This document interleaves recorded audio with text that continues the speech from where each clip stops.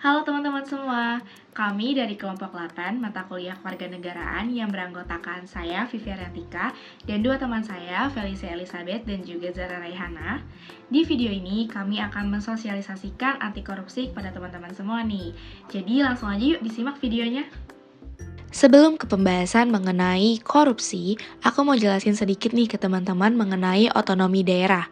Nah, otonomi daerah itu apa sih? Menurut pasal 1 ayat 5 Undang-Undang Nomor 32 Tahun 2004 tentang pemerintahan daerah, yang dimaksud dengan otonomi daerah adalah hak, wewenang, dan kewajiban daerah otonom untuk mengatur dan mengurus sendiri urusan pemerintahan dan kepentingan masyarakat setempat sesuai dengan peraturan perundang-undangan.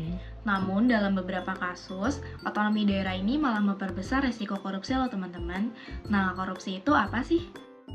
Berdasarkan Kamus Besar Bahasa Indonesia atau KBBI, pengertian korupsi adalah penyalahgunaan uang negara atau perusahaan, organisasi, yayasan, dan sebagainya untuk keuntungan pribadi atau orang lain. Ada 30 tindak pidana korupsi yang dikategorikan menjadi 7 jenis, yaitu kerugian keuangan negara, penyuapan, pemerasan, penggelapan dalam jabatan, kecurangan, benturan kepentingan dalam pengadaan barang dan jasa, serta gratifikasi. Contoh kasus korupsi yang cukup terkenal di dalam pemerintahan yaitu adalah kasusnya Gayus Tambunan. Lelaki kelahiran Jakarta 9 Mei 1979 ini menjadi sorotan karena nilai rekeningnya yang fantastis, yakni mencapai 28 miliar rupiah. Padahal pangkatnya saat itu masih menjadi pegawai pajak golongan 3A.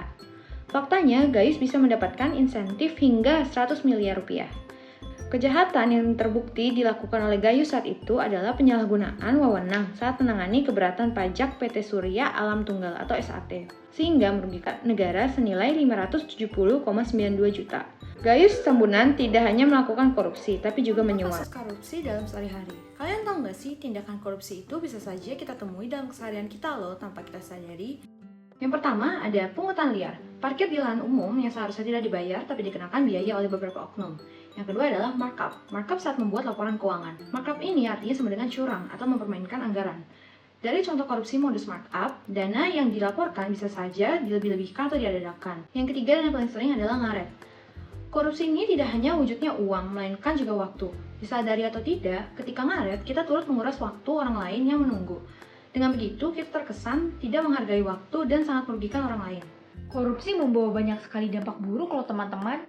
Beberapa di antaranya, merusak kesejahteraan umum negara, di mana kebijaksanaan pemerintah lebih sering menguntungkan pemberi sogok dibandingkan masyarakat luas.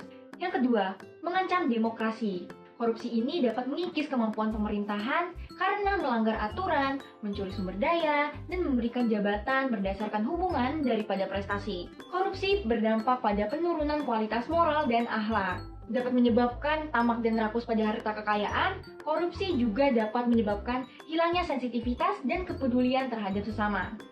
Oleh karena itu, untuk mengurangi tingkat korupsi, kita perlu melakukan pemberantasan. Yang pertama adalah dengan berlatih untuk berintegritas. Integritas adalah bertindak dengan cara yang konsisten dengan apa yang dikatakan. KPK sendiri telah merumuskan 9 nilai integritas untuk mencegah korupsi, yaitu Jumat bersepeda kakak, yaitu jujur, mandiri, tanggung jawab, berani, sederhana, peduli, disiplin, adil, dan kerja keras. Yang kedua, melaporkan tindak pidana korupsi. Pelaporan masyarakat merupakan penyumbang terbesar dalam terbukanya kasus korupsi di Indonesia. Jadi teman-teman sadarkan betapa pentingnya peran kita di sini?